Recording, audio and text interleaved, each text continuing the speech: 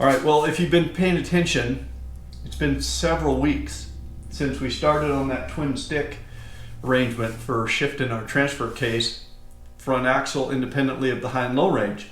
And still messing around with that a little bit. I have been doing some fabrication work.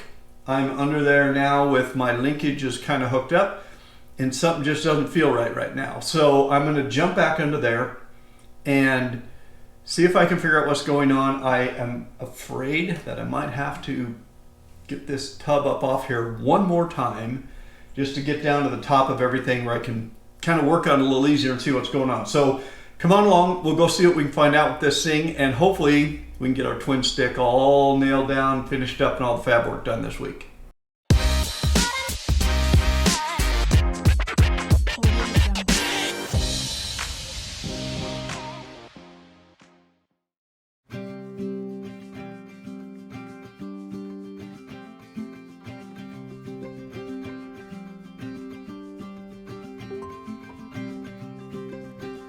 All right, well, I was getting tired of crouching underneath this thing, and I kept laying awake at 3 a.m. thinking this through, and I finally just decided to bite the bullet, pick the tub up one more time. This time I'm trying something new. I'm gonna do it with the hoist. So we'll see how this goes. Stay tuned.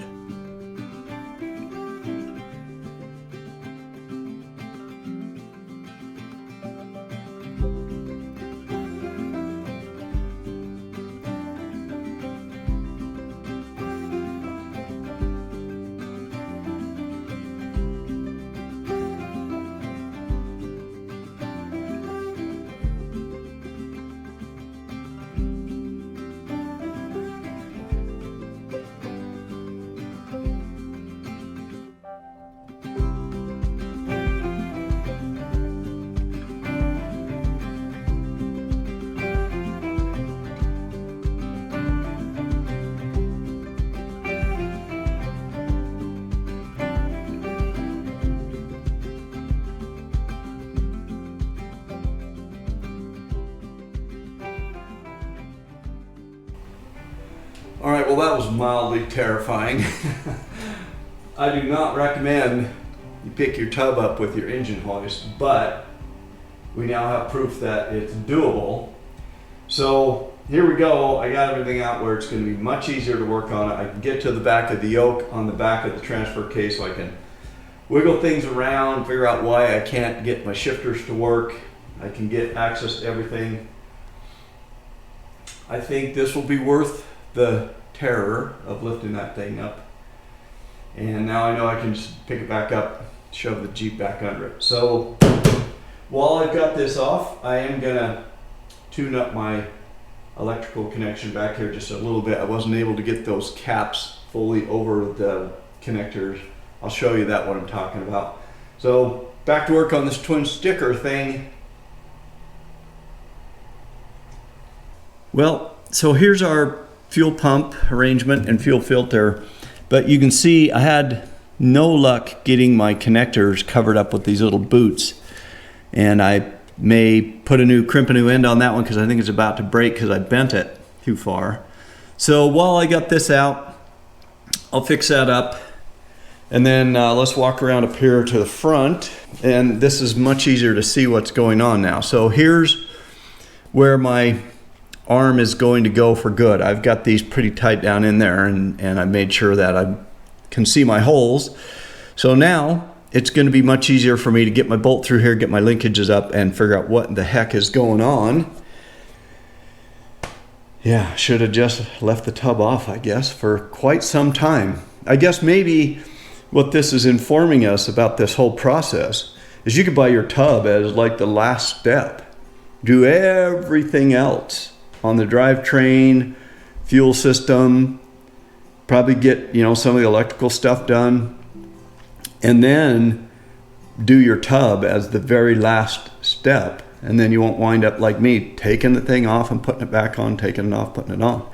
So if we learned one thing about this whole thing, it might be we're getting a better grasp of the proper order of doing this work. And the funnest part, making the thing look like a Jeep, is obviously got to wait until the very end. So there we go.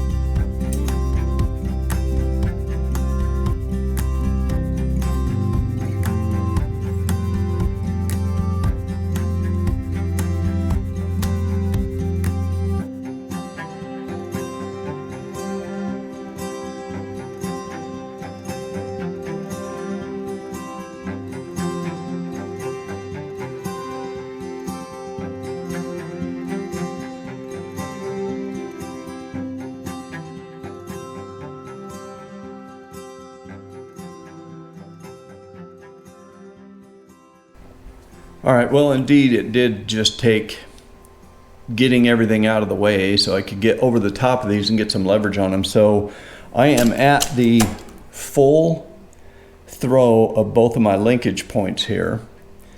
And my sticks, the way they are right now, are straight up and down. So we are in four-wheel drive. When I turn my front drive shaft, you can see my back one's turning with it. So I believe I'll have to go check, but I think we're in 4 high right now. Yeah, we're pretty darn close to an inch that we require of threaded rod between those two. And on the other one back there, I basically have just the thickness of a nut in there, so like less than 1/4 of an inch. All right, I'm back. Put the knobs on, so it was a little easier to kind of get a handle on this thing. So right now, I do not have the front differential or the front drive shaft engaged. So the front is in neutral at this point. The rear drive shaft is in low range when I turn this slow turns, which I think is turning a lot of gears in there. I come back 1 click, I now have neutral. You can see nothing's turning. This is disconnected from the transmission.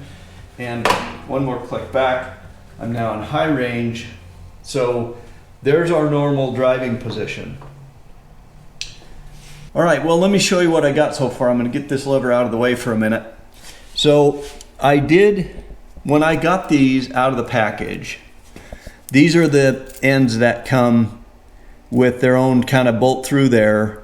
That is part of that movable joint. I think that's a Heim joint or Helm joint or whatever it is.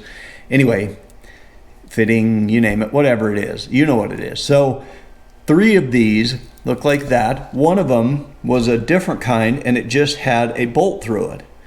And you'll see on this lever, this is the one that's kind of flattened. So I think that's where the bolt is supposed to go.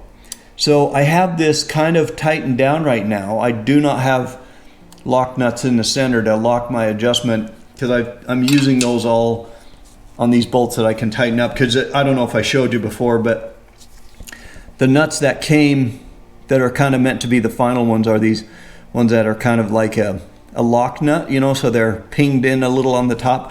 I'm trying not to use those while I do all the fitting of this stuff. So I've stolen all my lock nuts here to use to kind of tighten everything down so I can get it snugged up without having to worry about using my lock nuts.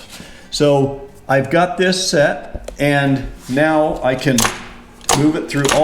all of its positions. So 4 low, neutral, 2 high, and seems to be, the joint seems to be doing well. It's a little loose on the front there, but I'll tighten that up. But yeah, I think I'm pretty happy with that. So now we'll get this one sorted out using this other end, and I'll get my length down for my fitting in the middle. And again, you know, we were kind of not straight up and down, too high and neutral on the front, which then leaves me a little bit to pull it back to go to high on the front, which I guess makes sense when we look at our levers. You know, I'm going to want to make sure that this looks like it's in neutral on the front when I'm in high range on the back. So maybe it does make sense for these to not be perfectly aligned when I'm going down the road, because that would denote from the knob that I was in high range with the front engaged. I'm going to be neutral with the front engaged when I'm in high. I'll be in neutral when I'm in both neutral. So maybe that's the point where I want to line them up, and or when I'm in low range, I should all line up. But now that I think it through, 2 range going down the highway, I should be offset. Does that make sense? Makes sense now to me. I just needed to think about it for a little bit and have some coffee.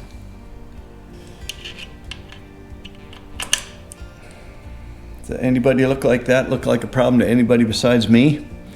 So unless there's one of these that's a lot longer, which I don't think there is, these are not long enough to go through that shaft. So it's got to be that one. So I was wrong, and I got to move that back over to here. Are you guys glad I'm doing this? If you're thinking about one of these twin sticker things, maybe I picked a bad one. I don't know. I'm struggling with this thing. So anyway, gonna take that off. I'm gonna put one of these ends on there so it'll go through there and get my longer bolt back to go through here and move forward. So let me do that. All right, well, I think we're kind of dialed in here. So we are in the current position of neutral on both the back axle and the front axle. If we look back here at our rear yoke, it's spinning freely. If we look at our front yoke, spinning freely. Okay. If we look at our levers, they are both in the neutral position. They are lined up pretty darn well. Now we pull this lever back, activates that, only that lever.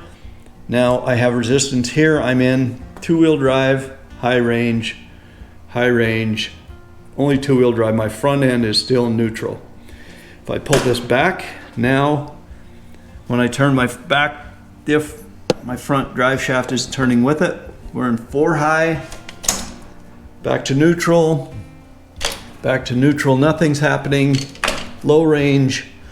Now I'm in low range. This is spinning a lot of gears for very little spinning here. Still nothing going on with the front drive shaft. It's open. Shift that down. Low range on both. Now when I turn the back, the front turns. And again, my levers are pretty straight to each other. So I think we got it. So what I'm going to do is now I'm going to measure these out. I'm going to give you the exact measurements between point to point on both these levers, and I'll show you what I wound up cutting my internal lengths to. If I can get these apart and still keep my distance there, I'll figure those out. And then we're going to pull this back out. I'm going to weld it up nice, clean it all up, paint it. I'm going to paint these black, but this will all be painted the blue. These will not be painted.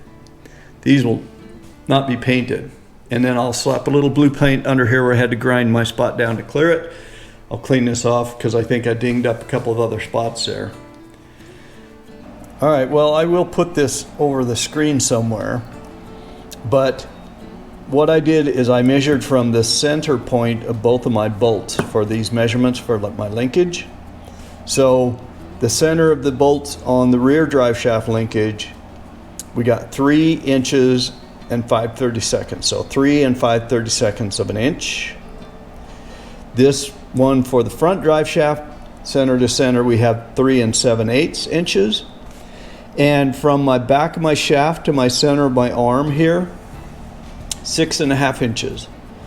So I'm going to take these apart, put a lock nut in there, 2 lock nuts here, one over here, hopefully one will do it. I'm going to fix up some of my welding that's a little nasty there. Do some painting, paint my levers, and continue on. I think I might have whipped this thing, so there we go. So I went and got some more of that self-etching primer. So I primed everything.